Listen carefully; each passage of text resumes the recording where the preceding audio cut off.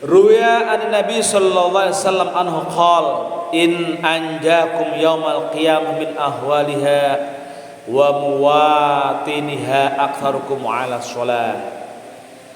Bab ini diawali dengan sebuah hadis bahwasanya Allah akan menyelamatkan kita semua. Sungguh orang-orang yang selamat di antara kalian hari kiamat adalah yang kira-kira aktsarukum ala shalah, yang kalian paling banyak melakukan ala shalah. Ini bisa sholat, bisa sholawat. Ketika tentang sholat, maka kita ingat dengan sebuah hadis, awwalu ma yuhasabu yaumal qiyamah as-shalah.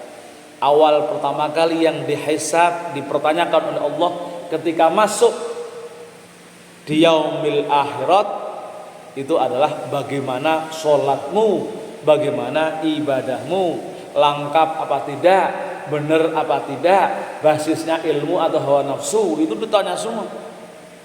Yang itu akan kemudian menjadi pertimbangan masuk tidaknya ke surga Allah, kan begitu. An Abi Hurairah an Nabi sallallahu alaihi wasallam annahu qala, diriwayatkan dari Abi Hurairah, man salaka tariqan ila ilmi salakallahu bihi tariqan ilal jannah. Barang siapa yang menempuh sebuah jalan niatnya untuk thalabul ilmi, salakallahu bihi tariqan ilal jannah, maka Allah akan memberikan jalan kepada jalan surga.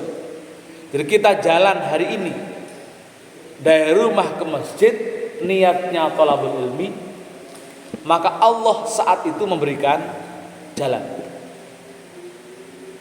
Jadi untuk menuju surga itu harus pakai ilmu. Bahkan kemudian Rasulullah mengatakan, perbanyaklah kalian untuk membaca sholawat. Nah, jadi biar kita punya jalan menuju surga, itu salah satunya adalah banyak-banyak baca sholawat. Karena kalian orang yang tidak banyak atau jarang membaca sholawat, maka nanti akan lupa jalannya menuju surga. Jadi sudah lulus di yaumil hisab, sudah lulus proses seleksi fit and proper tesnya masuk surga, tapi kemudian menuju pintu surganya dia lupa. Kenapa? Karena dia jarang membaca sholawat. Orang yang sering menuju majelis ilmu, maka Allah akan memberikan dia jalan menuju surga. Akan dipermudah jalannya menuju surga. Wa innal alim yaghfaru lahu man fis samawati wa man fil ard hatta al haytan fil bahri. Sesungguhnya orang-orang yang berilmu, yastaghfiru lahu man fis samawat, seluruh penghuni langit memohonkan ampun kepada Allah. Orang-orang yang berilmu, seluruh penghuni langit memintakan ampun kepada Allah, termasuk malaikat. Wa man fil ardh, termasuk juga penghuni bumi, hattal haitan, sampai seluruh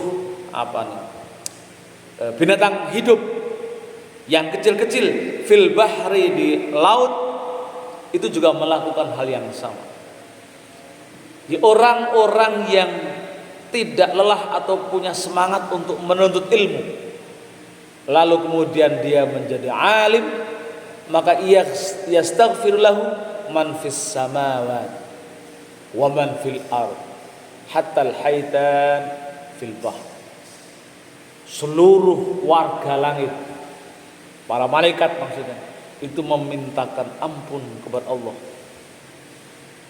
Seluruh warga bumi memintakan ampun kepada Allah, kepada kita semua.